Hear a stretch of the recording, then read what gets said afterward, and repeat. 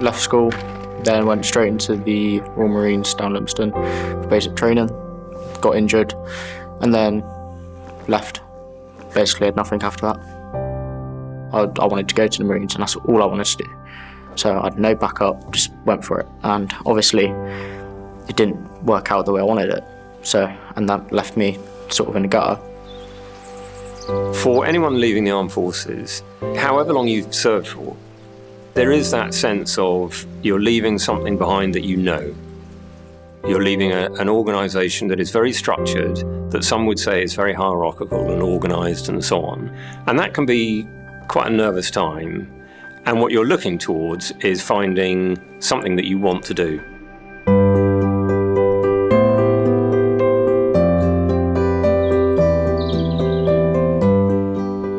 On one of the days, the rural experience sessions, they do some tree climbing as part of our sessions. Aidan was a natural actually on that day.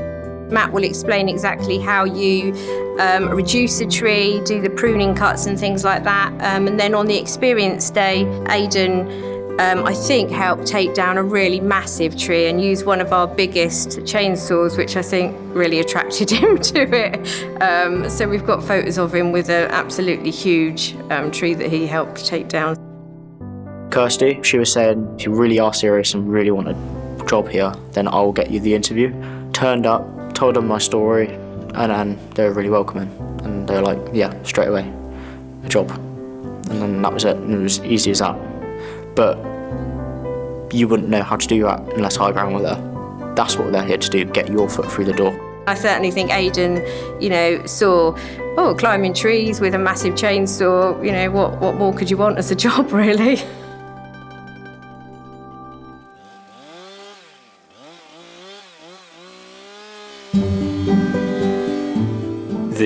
The logic seems to me to be simple but really strong, that says people who have been in the armed forces are very likely to be interested in working in the outdoors, in very practical sense, in getting their hands on things. They're people who have worked in all sorts of conditions, poor weather, under all sorts of stresses and strains and tiredness and all that sort of stuff.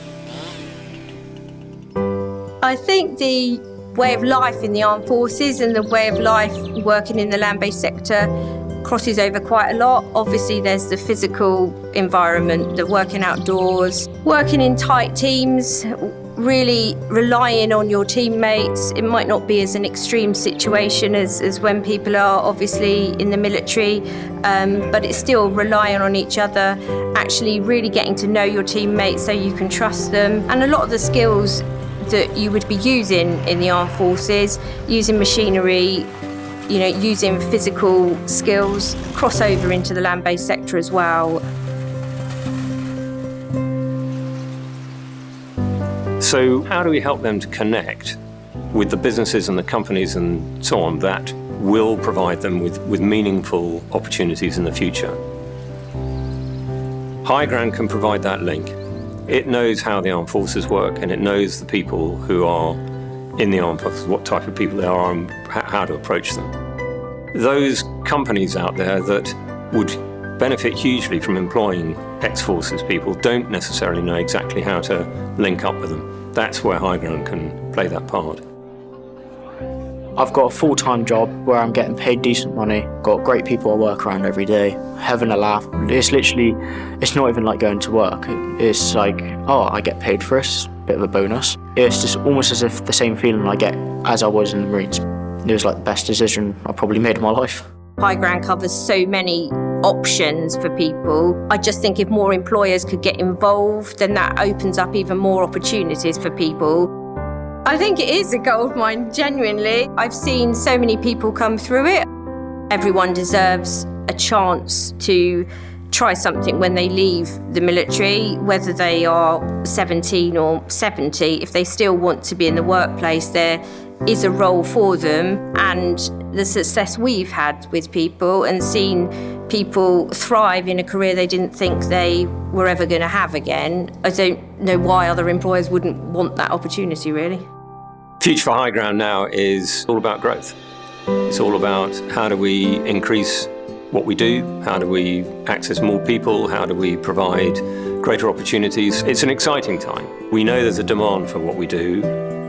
It comes with a little bit of risk. It obviously comes with a financial bill, but I'm confident that what we can do is we can explain to people what it is we're trying to do. We can show the last 10 years has demonstrated the value of what HighGround does and the quality of what it delivers, and we're trying to do more of that.